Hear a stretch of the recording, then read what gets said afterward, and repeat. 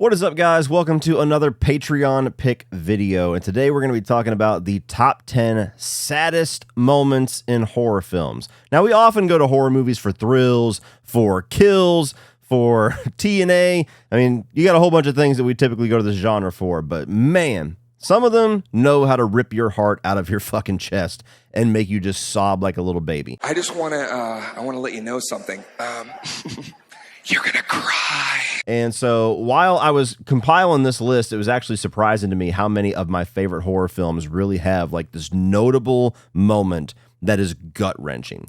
And the way that I approach this list as well, there's plenty of moments in horror movies that I would consider to be more shocking, like the ending of The Mist, more so than sad. Sad to me is where like I actually hold back tears, where thinking about it or recanting that part of the movie to somebody that hasn't seen it actually gets me choked up. So that's how I have arranged these 10. Let me know your top 10 saddest moments down in the comment section below. Also, one thing that needs to be said really quickly. This is going to be a spoiler-filled video. I'm going to be talking about some of the most prominent scenes in these films, many of which it's the climax or the ending of the film. So for the love of God, if I start talking about a movie that you have not seen yet, please do not let me spoil it for you. Do not let me ruin the movie for you. Go check it out if you're interested. Then come back and watch the rest of the video or watch that segment. But yeah, don't let me ruin your experience. And this is your warning. Spoilers aplenty in this video. And as far as a Patreon pick, what that essentially is that my loyal members over on Patreon, the ones that crowdfund this channel and keep the lights on and allow me to have a lot more freedom to do certain things like trips to go to Louisiana to check out the Overlook Film Festival and things like that. Every single month, one perk that I give them is that I let them all give suggestions for a video they want me to do, and then I pick out my favorite group of them and let them vote in a poll, and every single month, one video is their pick. And last month was extremely busy with vacation and a number of new releases, so this month we're actually going to be doing June's and July's, and currently right now they're spitting out ideas for July's video. So if you want to join in on the fun, if you want to check out the different perks available on Patreon, and if you just enjoy my channel, you want to contribute, I appreciate it very much. The link is always down in the video description for my Patreon page, and I appreciate your consideration for that. Now, let's get ready to shed some tears for the top 10 saddest moments in horror movie history. I'm in a glass case of emotion! Coming in at 10 for me is actually a movie that I've never really been that crazy about. I'm due for a rewatch, and I should probably review this one too, because I have never really talked about it too much on this channel. But number 10 for me is going to be Brian De Palma's Carrie. Now, Carrie, as I said, has never really been one of my favorite Stephen King adaptations or my favorite Stephen King stories, but it is undeniable how gut-wrenching and sad and depressing it is when you get to that prom scene where you have this girl, Carrie White, that is tormented day in and day out by her classmates and her psychotic, overly religious mother. Her life is absolutely miserable, and she finally gets this moment of happiness. She finally gets this moment of peace. And all throughout the movie, you got a crazy mother telling her, they're all going to laugh at you. They're all going to laugh at you. Don't do it. They're all going to laugh at you. And she goes against the better judgment of her psychotic mother, goes to this prom, invited by the popular kid in school, ends up becoming the prom queen. And the way that Brian De Palma shoots this, where it's mostly in slow motion and you get to see like all the glitter and the glam and the lights and the smiles and Sissy Spacek's performance where she's just elated. She finally is happy. She finally gets a moment where she's not the subject of ridicule. And then that all goes to hell as the pig blood just drenches her from head to toe. And then in a flash, that moment of peace and happiness turns into yet another example of her being the laughing stock and her being the punching bag of what she knows to be society. So it is a extremely sad moment, and then everybody gets their comeuppance, deserved or undeserved. Everything else after that is nothing but bloody Carnage Revenge. So it is a movie that, like I said, I need to do a rewatch, and I probably should review some Stephen King movies here very soon, just to kind of, I don't know, go for a little themed month. But yeah, number 10 for me, we're going to go with Carrie. Number 9 for me is going to be the first of a number of entries in this list that have to do with a parent, either losing their child or losing their parent. That's something that just hits extremely close to home for me. And it's something that inevitably will choke me up easier and quicker than anything else. So number 9 for me is actually going to be one of the final scenes in The Sixth Sense. And this is the scene where you have Toni Collette and you have Haley Joel Osment that are sitting in traffic and they don't know what's going on. And finally, after all the years of his life and all the events of the movie, Haley Joel Osment actually opens up to his mother and finds a way to tell her what's been going on with him and why he's been so scared and why he's been so tormented. And so it's a very big, like, climactic scene narratively, just in and of itself. But the way that the nature in which he conveys this to his mother is absolutely just tear-jerking, where he essentially tells her, I have talked to Grandma. Grandma comes and visits me. Grandma comes to visit me sometimes. Well, that's very wrong. Which elicits a very angry emotional reaction from Toni Collette, because it's like, why are you saying this? Like, and sometimes kids do this. Like, my younger daughter says stuff like this sometimes, where it's like, I know you're pretending right now, but you're saying things that are very hurtful because we all know it's not true. You're just bringing up a bad subject. And kids just do that sometimes with their imagination. But when she starts to realize that it's not his imagination and he's actually giving real details, and he says something about, you went to, like, the last time that you talked to her, you went to this recital and you wanted her to be there and you had a fight with her and you didn't think that she was there, but she was. And just Toni Collette's performance, because it's all in her face. He's saying all this and it's all in her face that you're seeing all these revelations and these little details getting to her. And he asks her, when the last time you spoke to her, you asked her a question, what was it? And she said, do I make you proud? And the answer is every day. Like, just something about that as a parent was just like, oh, fuck. And I'm fortunate enough where I have not lost, in either of my parents yet, but just the thought of that, the thought of a little seemingly insignificant memory like that, finally having an answer years after your parent has passed, like, oh, it's so gut-wrenching. So yes, that is a very emotionally powerful scene. It's a great climax for Haley Joel Osment's character and his relationship with his mother in that film, but absolutely one of the saddest moments to me. Coming in at number 8 is going to be the end of David Cronenberg's The Fly, one of the greatest, if not the greatest, body horror movie of all time, stacked up against John Carpenter's The Thing. So I guess I can't say it's the greatest. Maybe the second greatest. That's about the highest trophy I can give you. But The Fly is just an awesome horror flick if you want to see practical rubber effects. You got a really great central romance here between Jeff Goldblum and Gina Davis, and essentially what happens throughout the film, if you haven't seen it, which why the fuck haven't you seen it, is that there's this science experiment that goes wrong, and this brilliant scientist ends up merging his DNA with a fly accidentally, and slowly throughout the movie, his body starts to degenerate as he turns more into a fly than he is a human.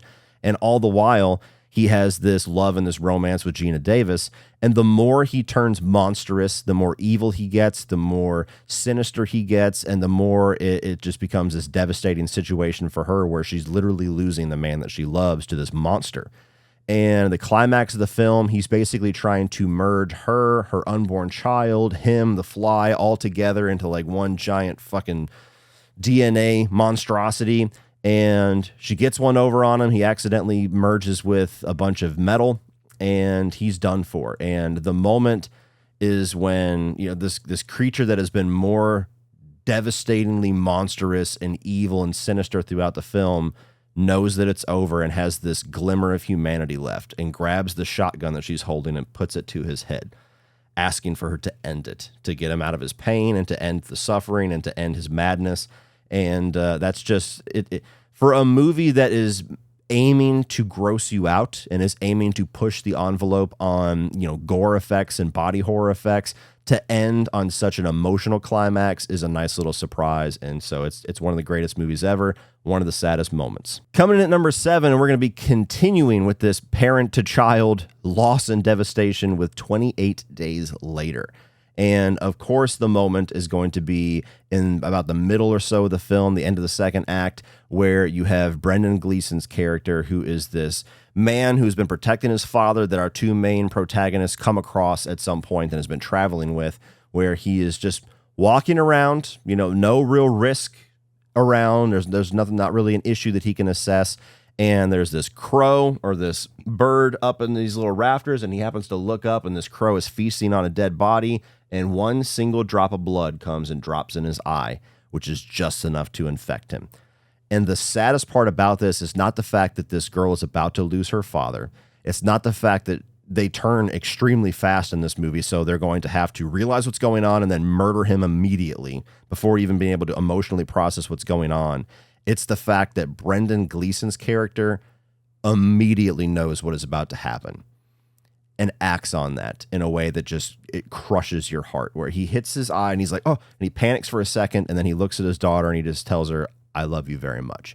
And as soon as she tries to come near him, he just shoves her away violently and tries to get away from her as fast as he can. Like, it's a crazy scene in the middle of that film that just comes out of nowhere the first time that you see it, because as wild and as gory and as intense and as frightening as that movie is, like, you have a section there where it almost feels like there's some solace achieved, where they've kind of made this little makeshift family with these 4 characters, and they're actually trying to like rebuild what it is to be alive. And then suddenly that happens, and it just snaps them right back into this devastating reality that the world is fucked and they're stuck in it. So that is absolutely a moment that always kills me, and so it comes in at number 7. Coming in at number 6 is a movie that everybody hates, but you cannot deny not only the emotional devastation of the scene, but the power of the performance of the actor, and that is in Rob Zombie's Halloween 2. I know you guys hate this movie. I'm not defending it, even though I like to defend it. I'm just talking about the scene where, yet again, Michael Myers gets a hold of Danielle Harris, and this time he finally finishes the job, brutalizes her, and then you have the revelation of Brad Dourif as her father, as Sheriff Brackett comes home and finds her. The performance that Brad Dourif gives in that movie, like, I'm a fan of Rob Zombie's Halloween 2, and goodbye to 3/4 of the people that were watching this film. They were watching this video, I should say. I'm a fan of that movie, and I would still say that Brad Dourif gives a performance that movie does not deserve. It's just yet another example of why Brad Dourif is not only an icon of horror, but just genuinely one of the greatest actors to ever live. And so the whole scene where he finds her and just breaks down and gets carried out by his deputies, followed immediately by the scene where Loomis finally comes back around and he just lets all of his rage out on Loomis and wants to fucking just murder him viciously right there in front of everybody because he caused all of this. Like, you can't deny how good that is. All the other stuff in the movie, sure, I understand where a lot of you guys are coming from, but that scene right there, that's probably the greatest scene in any Rob Zombie film by a landslide. Coming in at number 5, and we are continuing our trend of parent devastation with A Quiet Place. And this, I believe, is the most recent film on this list. And it's one that I enjoy quite a bit. And you essentially have John Krasinski's character here, who is the father of this family, where at the beginning of the film, it's him, it's his wife, Emily Blunt. He's got 3 kids of various age. And the movie opens with the youngest child just getting fucking rocked by this alien because he's given this toy that makes noise by his sister, who is hearing impaired. And so it sets up this situation between the father and the oldest child, the daughter, where there's this perceived tension between them, where John Krasinski is very kind of detached and is very much just 100% focused on survival and the task at hand, more so than being like an emotionally available father. And you have the oldest daughter that consistently has this feeling that her father is blaming her, or has this vendetta against her, or has this hate for her because of the loss of the youngest child. And all throughout the film, that's something that is this present thing between their characters. And then you get to the climax of the movie where the 2 children that are survived are stuck in this car as the one alien is just ravaging the car, trying to get to them. And John Krasinski, without hesitation, without thinking about it, without mulling over options, sacrifices himself to save his 2 kids. And that would be devastating enough.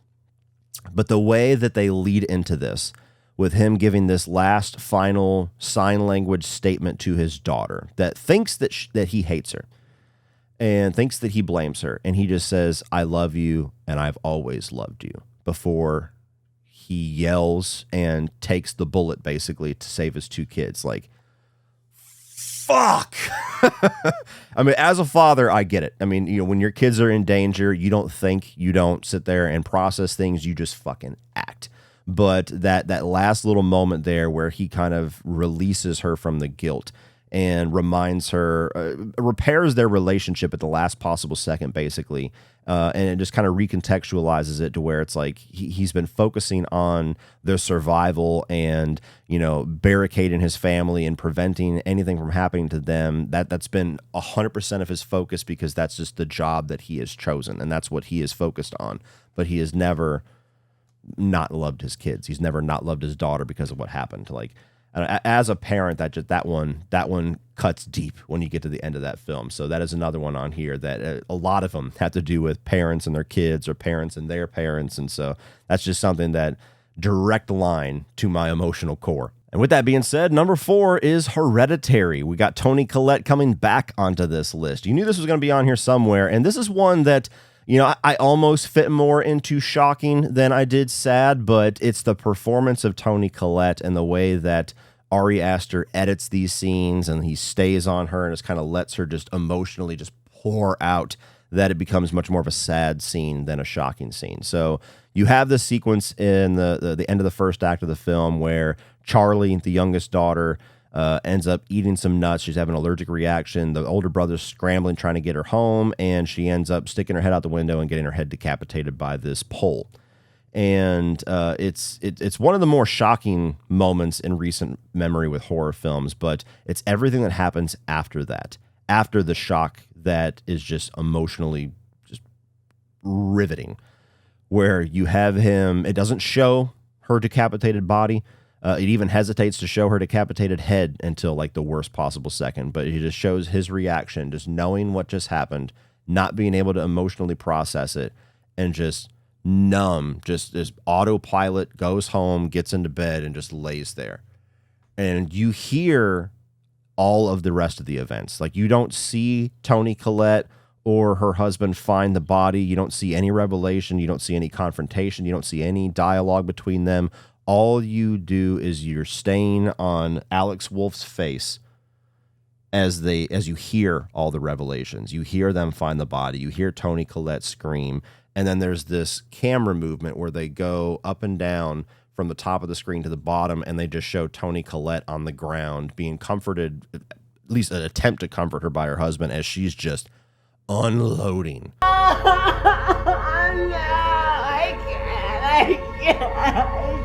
I just want to die. And screaming and wailing and crying about her kids, saying, I want to die, and like all this stuff. And again, as a parent, like I almost don't even want to talk about it because it's going to get me choked up. Like I don't even want to speak it into existence, but the one thing that I know that would absolutely just demolish me as a person is the loss of a child. Like, I don't know if I could survive that. That's the one thing where even just thinking about it, like, what would I even do? I feel like life would be over at that point. Like, and I'm sure everybody feels that way, and there's ways to get beyond it. I don't want to get too dark, but that scene, the way that she just emotionally unloads, like, that's just kind of the embodiment of that feeling that a parent has of if that ever happened, like, how do you even move on physically, emotionally? Like, what do you even want to eat food ever again? Do you even want to go to sleep ever again? Like, I don't know. It's just such a raw representation of that it's just very effective. So yes, one of the saddest, most shocking, craziest moments in horror of recent memory for sure, but of all time, in my opinion. Number 3, we have Train to Busan, and I've only seen this film once, but it is absolutely a movie that leaves an impact. Now, this is a foreign film, and they're going after like the rage zombies, like the Zack Snyder Dawn of the Dead, 28 Days Later, 28 Weeks Later type zombies, which are my preferred version of zombies. I like the rage-filled zombies more than I do the slow, stupid ones. But nonetheless, this is a movie that leaves its mark with its intensity and its gore and just the ferocity of the zombies, and pretty good characters all throughout too. But essentially the main character, you have this father who is kind of estranged from his daughter. Like, they don't have the strongest relationship. And if I remember correctly, they're on the train because he's taking her to see her mother. Like, she wants to go be with her mother. She's not very, she doesn't have a very strong relationship with him.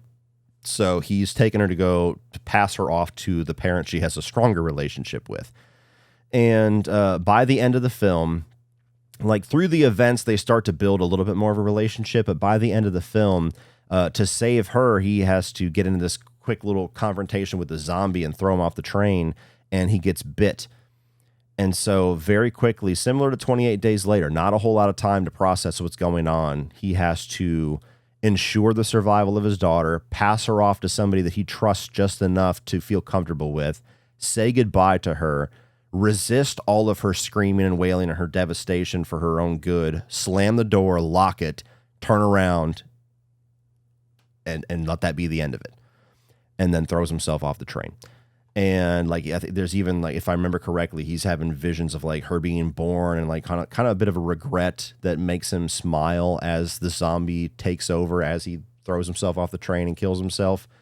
And then beyond that, you have where they stop the train and her and the person that she's with goes and there's guns drawn on them thinking they're zombies. And she, earlier on in the film, she had like a dance recital and she had stage fright because her father wasn't there. And so kind of as a tribute to him or as like some kind of an acknowledgement that she loves him and their relationship has been repaired, she sings this song to prove that they're human and not zombie that she had stage fright to sing earlier in the film. So it's just very beautiful. It's very beautifully melancholy and tragic the way that all comes together. But again, going with that kind of consistent theme here of something with a parent and a child, like it's just like 28 Days Later. It's devastating because it's so quick and it's unexpected and like you don't have time to process it, much like the characters don't have time to process it. It's just, this is how it is. We got to go. I love you. Bye. And just I think it's a lot of it's the performance of the little girl where she's just screaming for her father, and that's it. That's the last you'll ever see of him. Whew, devastating stuff. Why the fuck did you guys pick this topic? God, I'm going to be depressed for a week. Coming in at number 2 for me is going to be I Am Legend. And please don't do any of the genre gatekeeping, saying this is an action movie and not a horror movie or it's a thriller. Whatever. There's a lot of horror elements to it, so I'm putting it on this list. I Am Legend, starring Will Smith. And it's a movie where he is seemingly a lone survivor in this post-apocalyptic world where these vampiric zombies have taken over humanity. And the first 2/3 or so of the movie is just him and this dog, Samantha, or Sam, as he calls it. And it's him and this dog just surviving, just, you know, going through and trying to continue to study these zombies, trying to figure out a way to reverse it possibly, or if there's a cure. And it's back when Will Smith was kind of on top of the world. He was king of the summer box office and everything like that. And he gives such a great performance for being basically the only human on screen for the majority of this film. And it's all through him and his relationship with this dog that you have these bits of humanity that are still left in him. And it's also one of the best dog characters that you've ever seen in a movie. Like, you really get attached to this dog.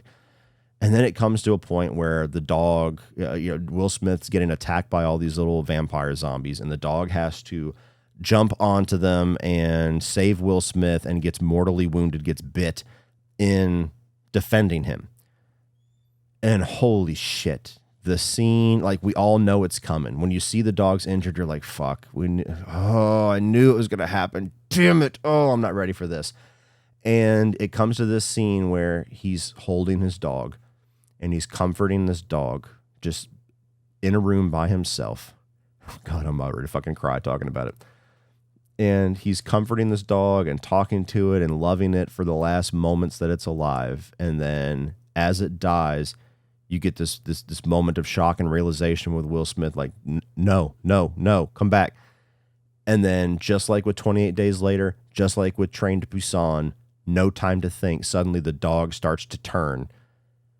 And the camera just shows Will Smith's face. It doesn't show him do anything. It doesn't show like a wide angle or a zoomed out shot. It's just all his face. And incredible acting on his part. Just shows his face as he is forced to strangle the dog and kill it. And just everything in his emotions matches the audience that have only been around this dog for an hour, and his character has been alone with this dog for years. Ugh. You know?